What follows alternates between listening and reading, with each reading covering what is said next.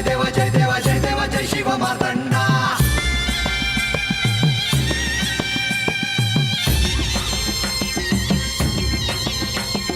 जय देव जय देव जय देव जय देव जय देव जय शिव मार्तंडा. हरिवर्धन मल्हारी तुझी प्रचंडा. अगडदुम नगारा सोन्याची जेजुरी देव गेले जेजुरा निळा घोडा. अगडदुम नगारा सोन्याची जेजुरी देव गेले जेजुरा निळा घोडा. पावने तोडा कमरी कर पटा मिहिर मस्तकी तुळा. खोबऱ्याचा कुटका भंडाऱ्याचा भडका बोल अहंकारा सदानंदाचा येळकोट.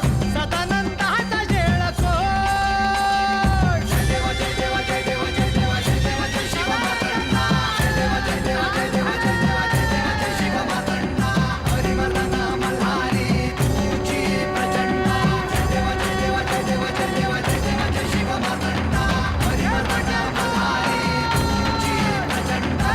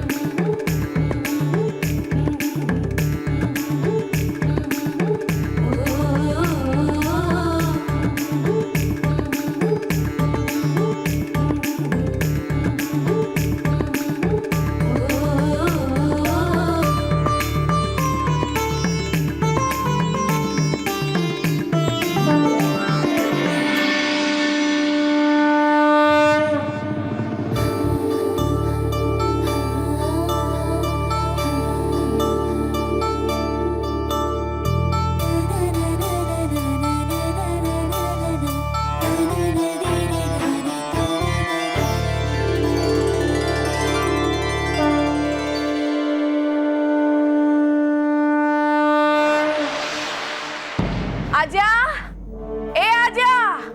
काय ग मावशी, आज समधी एकदम काय हाय काय आज? का येऊ नये होय?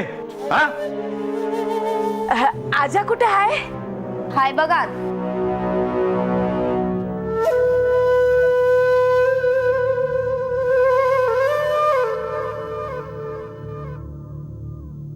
आजकाल यांचं येणं जाणं जरा जास्तच झालंय.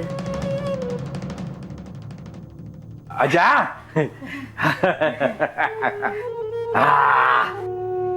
अरे बाबा ए उठू नकास.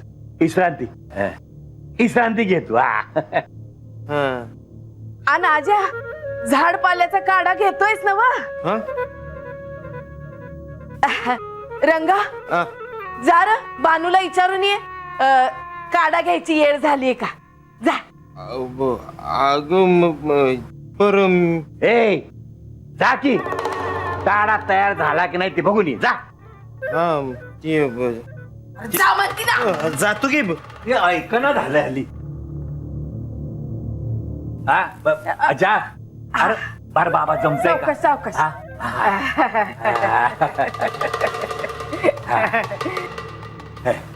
आज्या आपली पोरं लई गुणाची आहे.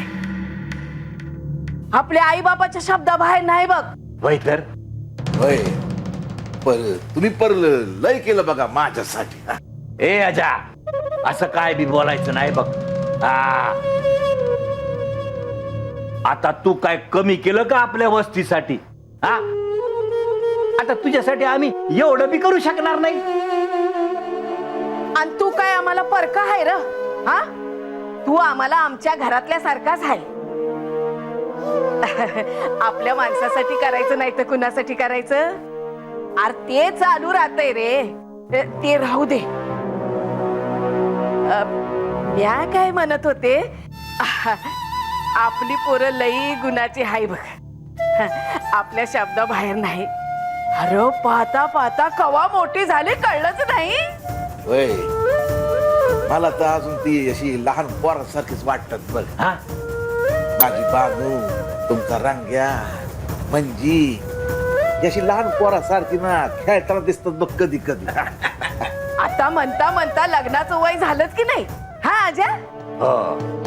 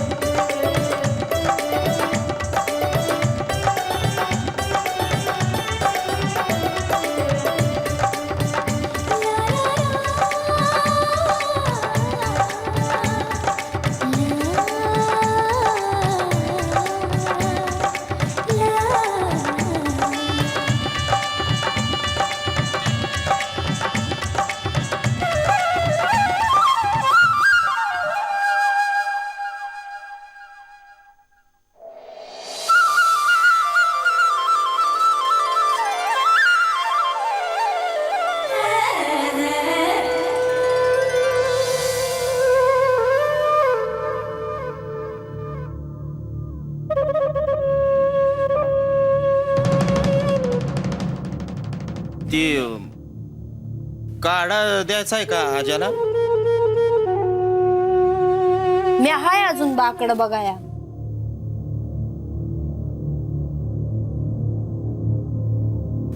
बघू एखादी भाकरी. अरे दम जरा बासाठी करू दे आधी. मग कर की साठा साठा. जीवनच जाणार आहेस का? नाही म्हणजे भाकर वाढवाया. तू म्हणत असशील तर तसं करू. तू म्हणत असशील तर जातो की जेवून. आधी मावशीला विचार. तिला न विचारता काय बाय करशील आणि रातच्याला तिच्या हातचा मार खाशील मग. ए उगा काय बोलू नगच. ती का म्हणून मारेल मला? आता मी मोठा झालोय आणि लगीन बी होणार आहे माझं आता.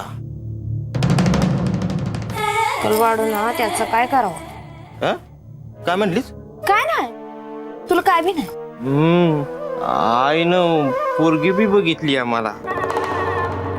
तिच्या बा संग बोलन असं म्हणली आई.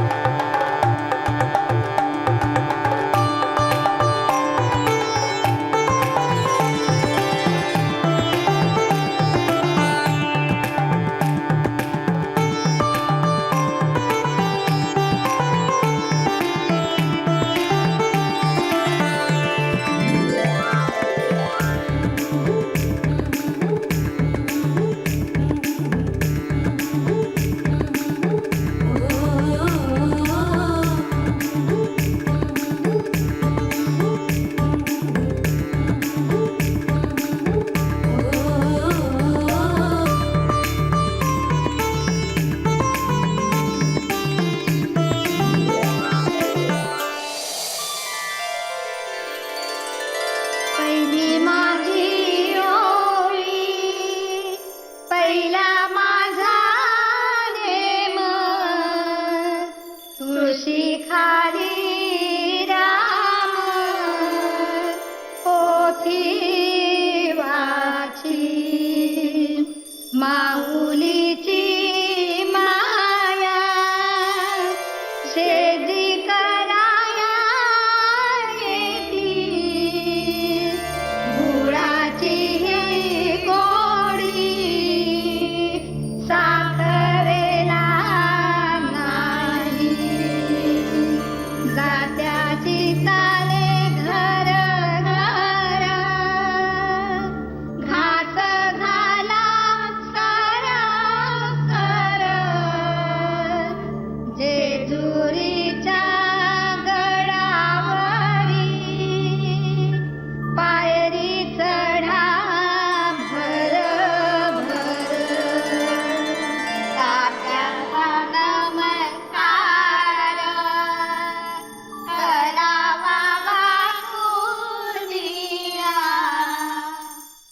सासर माहेराचा चुडा अखंड लाभो भंडार उधळीला जेजुरीत शिवशंकराचे रूप मल्हार देव फुलामध्ये फुल फुल गुंफावे जाईचे सुख भोगावे आईचे जन्म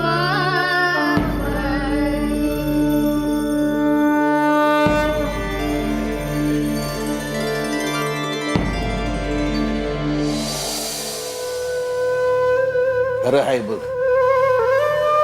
पाहता पाहता पोरांचं लग्नाचं वय बी झालं.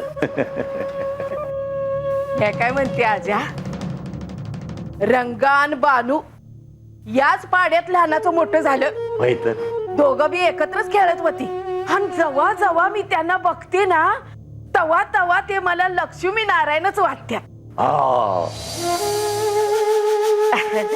मला काय म्हणायचंय, रंगाचं आणि बानूचं लगीन व्हाया पाहिजे.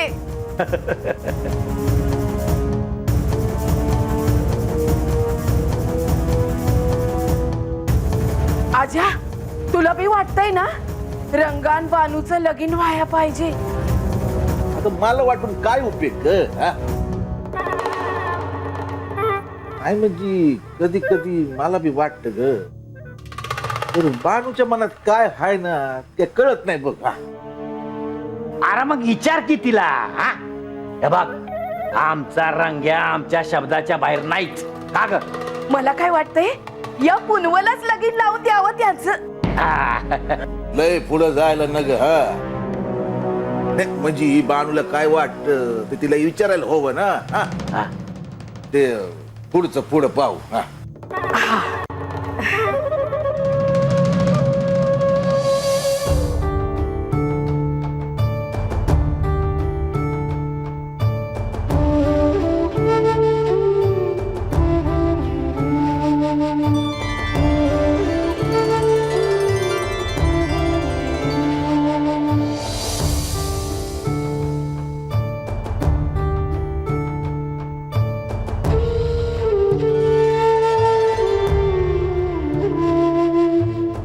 मायसा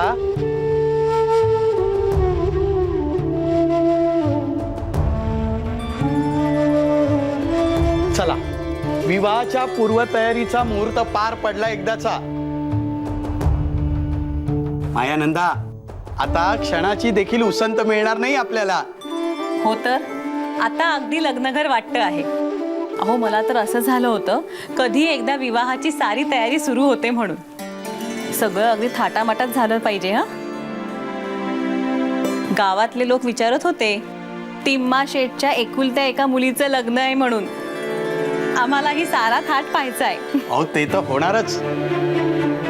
म्हाळसाचा विवाह मी इतक्या थाटात करणार आहे की सगळे जण बघत राहतील. कोणतीही कमतरता येऊन देणार नाही मी विवाहात. आपल्या सभोवती काय परिस्थिती आहे हे मी तुला सांगायची आवश्यकता नाही.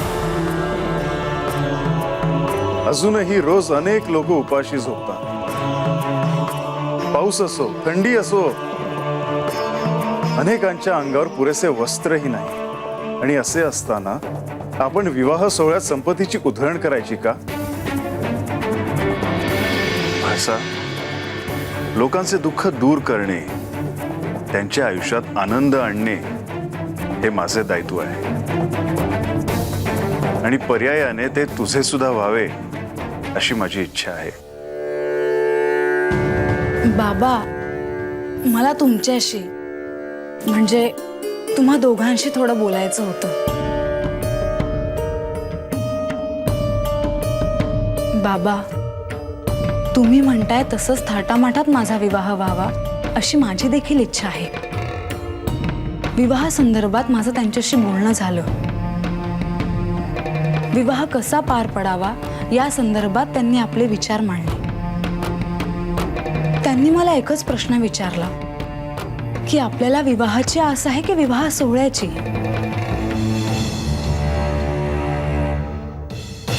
आपल्या आजूबाजूला लोकांमध्ये दैन्य सुरू असताना संपत्तीची उधळण करणं योग्य आहे का? कुठल्याही विवाहासारखाच हा विवाह आहे. लोकांच्या येण्याने विवाहाला शोभा येणार. पालीच्या पठारावर सगळे एकत्र येतील. धरतीवर वेदिका मांडू आणि आकाशाचा मंडप करू.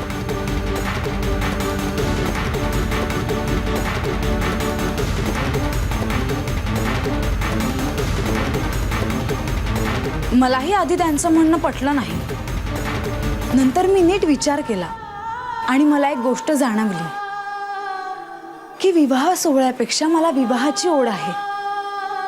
माझा विवाह श्री खंडेरायांशी होणार आहे. अजून मला दुसरं काही नको. मायसा, पुरे झालं आता. या आधी तू आम्हाला सांगितलेस की तुझं आणि खंडेरायांचं बोलणं झालं, पण ते कसं ते मात्र सांगितलं नाहीस. नेहमी तू जे म्हणशील तेच खरं, आम्ही कसं खरं मानायचं? आई, योग्य वेळ आली की मी तुला सगळं सांगेन. आत्ता मला काही विचारू नकोस. बघा बघा, हे काय वागणं झालं मायसाचं? अगं, तुझ्याच भल्यासाठी आम्ही सगळं करतोय ना, तुला कळायला नको? आनंदा, अहो तिनं सांगितलं ना आपल्याला की तिचं खंडेरायांशी बोलणं झालं म्हणून. मग आपण फार खोलात नको शिरायला.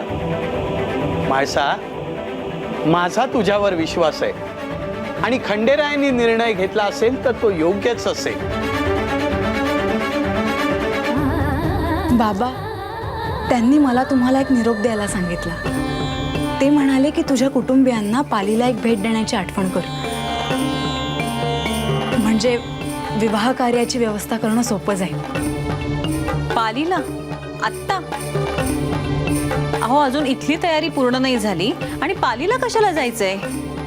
तिथे पालाई नावाची माझी भक्त आहे, तिलाही भेटायला सांग, असंही ते म्हणाले. असं असेल तर मी आजच पालीला प्रस्थान करतो. म्हणजे विवाह स्थळ तरी पाहून घेता येईल. झालंच आता. आता प्रत्यक्ष वडील आणि मुलींनीच सारं ठरवलंय तर न होण्याचा प्रश्नच येत नाही. बाबा, तू नको काळजी करूस. सारं काही मंगलच होईल.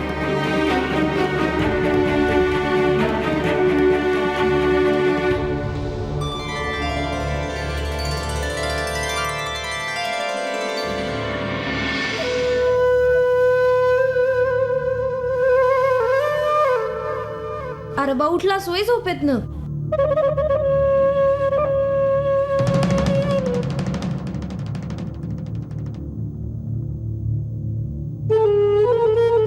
घे.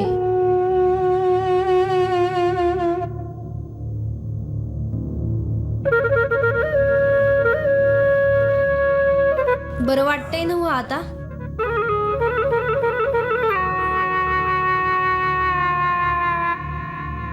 बाई ग, त्या रंगाने दिलेला झाडपाल्याचा लय उपयोग झाला बघ.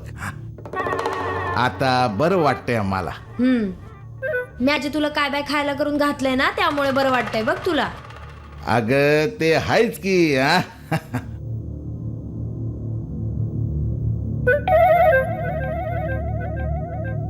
आता कसं बोलावं हिच्याशी? आज न उद्या लग्नाचा विषय काढावा लागणार आहेच की. बोलावं का आताच?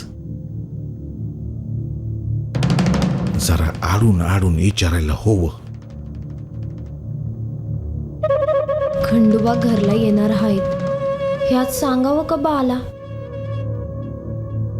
असं ना तसं त्याला ते समजणार आहेच. मग आजच सांगू का त्याला? बा, आधी तू बोल. बानू, मला तुझ्या संगती जरा बोलायचं होतं बघ. अरे मग बोल की. शेवंत रंगाने दलपत घरला आलते. बराच वेळ आम्ही गप्पा मारत होतो बघ. इकडचं तिकडचं इशय निघाला आणि त्यातच इशय निघाला लग्नाचा. कुणाचं लगीन? कोणाचं म्हणजे? अग असच ग. म्हणजे आता बघ ना, तू हाय, रंगा हाय, दोघांची बी लग्नाची वय झाली आहे. आम्ही तेच बोलत होतो. पोर अशी डोळ्यासमोर वाढली आणि लग्नाची बी झाली. हा आता ते तर होणारच की. मी तेच म्हणलं तिला. मी शेवंताला विचारलं, रंग्यासाठी कुठली पोरगी पाहिलीस का? तर मला म्हणते कशी, हा माझ्या डोळ्यासमोर एक पोरगी हाय. कोण? ती म्हणली बानू.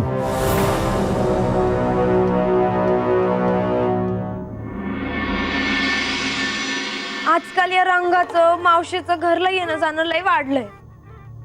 आधी मला काही कळ ना ते असं का वागत्यात. पर मग सारं माझ्या ध्यानात आलं जेव्हा बानं काल मला विचारलं, काय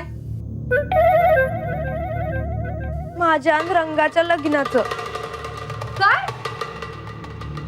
अगं काय सांगतेय काय बानू? तू त्या रंग्याशी लगीन करणार होय?